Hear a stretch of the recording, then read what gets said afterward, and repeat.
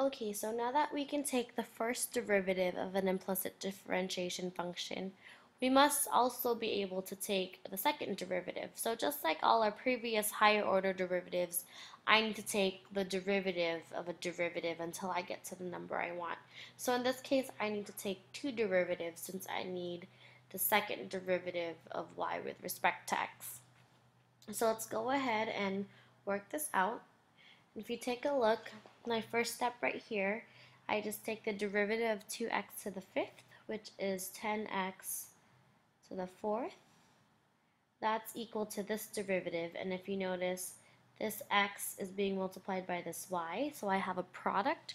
And so in this case, I need to use the product rule. So I have the first term, x.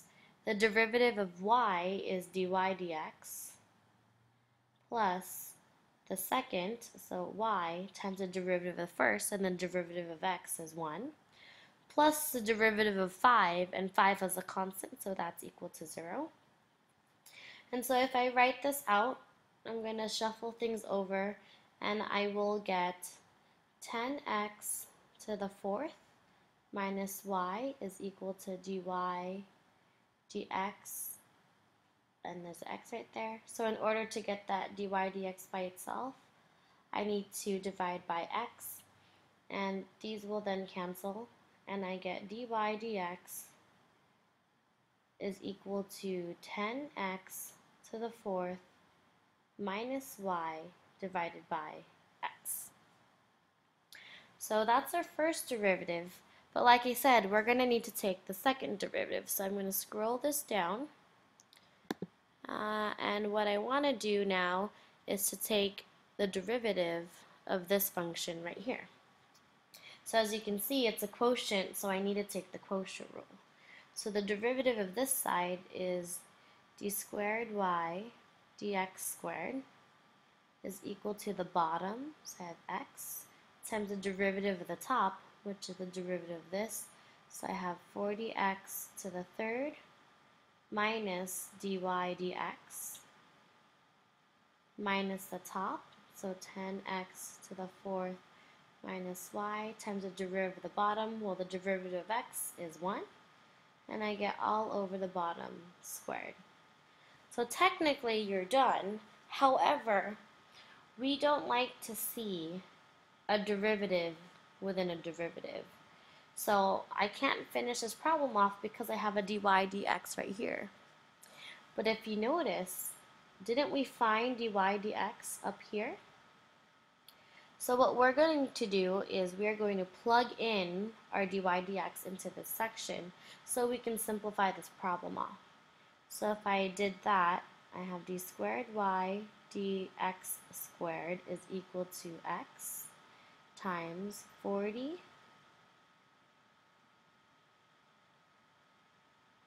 I have 40 x to the third minus, oops, I'm going to subtract off this whole piece right here. So times 10x to the fourth minus y over x minus parentheses 10x to the fourth minus y, and I'm going to close this whole set all over, oh, sorry, I shouldn't close it there, I should actually close this right here, all over x squared. So I'm going to do a little bit more simplifying. And if you notice, I have a fraction right here, so I need to make sure that I get common denominators. So I'm going to multiply this side by x on the bottom, which means I also need an x on the top. So if I were to simplify this, I get, if you notice, I have an x out here and these combine. So these denominators are going to cancel. And now I have 40x to the fourth. Oops. Oh, sorry about that. I have 40x to the fourth. Now that I have this x cubed and this x to multiply, and I'm going to start distributing my negatives. So I have negative here, and I have a negative here, so I get minus 10x to the fourth plus y, and once again I distribute that negative here and over here, minus 10x to the fourth plus y all over x squared.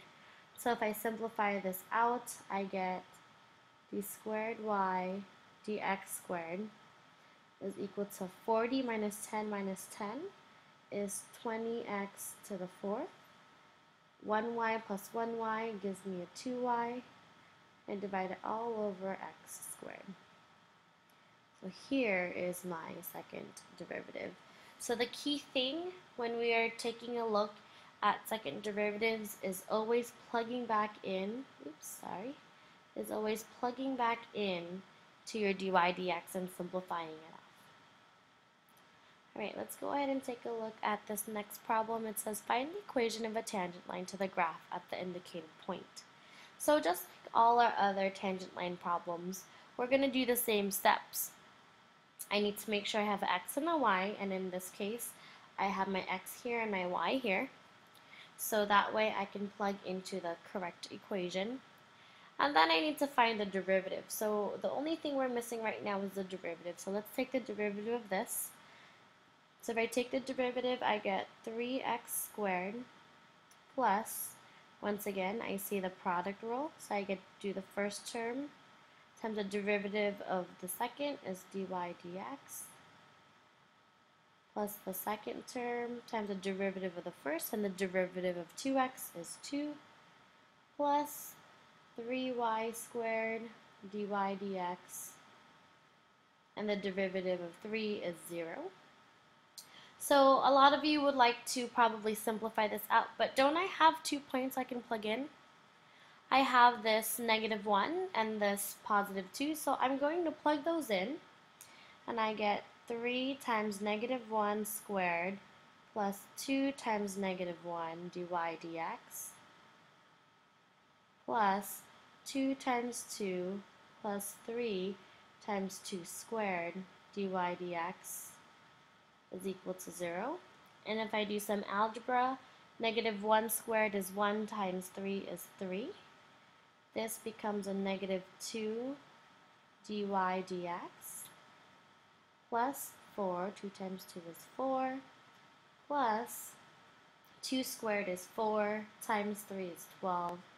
So 12 dy dx is equal to 0. So if I do some simplification, 3 plus 4 is equal to 7. Negative 2 plus 12 is negative 10. Dy dx is equal to 0. So if I get dy dx by itself, I get dy dx is equal to negative 7. Then I want to divide by this negative 10. So this gives me a positive 7 over 10. And the nice thing is we actually have our x and y, so I can now write the equation of the tangent line. So if I scroll this down, we know that our point is negative 1 comma 2, so I get y minus 2 is equal to 7 over 10 times x plus 1, just like our other problems before.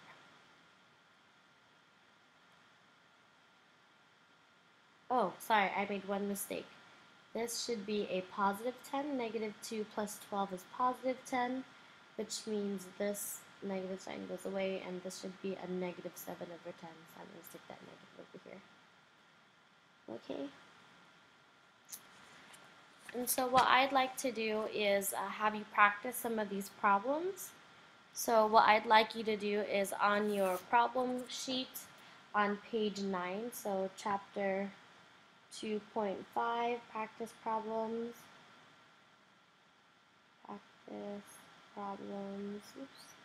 problems, page 9. I'd like you to take a look at number 11 through 17.